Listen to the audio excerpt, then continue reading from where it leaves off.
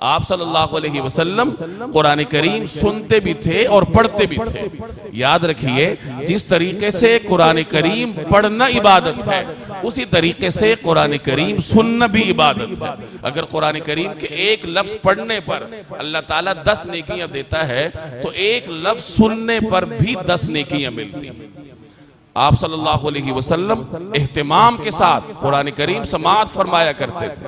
چنانچہ ایک روایت میں آتا ہے، نبی کریم صلی اللہ علیہ وسلم نے ایک مرتبہ حضرت عبداللہ بن مسعود رضی اللہ تعالی عنہ سے ارشاد فرمایا کہ مجھے قرآن کریم سناؤ۔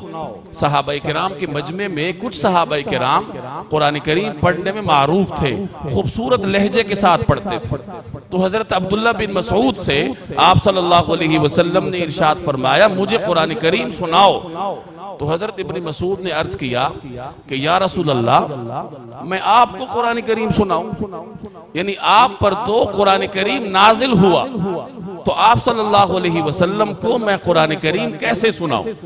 تو آپ صلی اللہ علیہ وسلم نے ارشاد فرمایا کہ ہاں، تم مجھے قرآن سناؤ، کیونکہ میں محمد صلی اللہ علیہ وسلم جس طرح قرآن کریم پڑھتا ہوں اسی طرح قرآن کریم سنتا بھی۔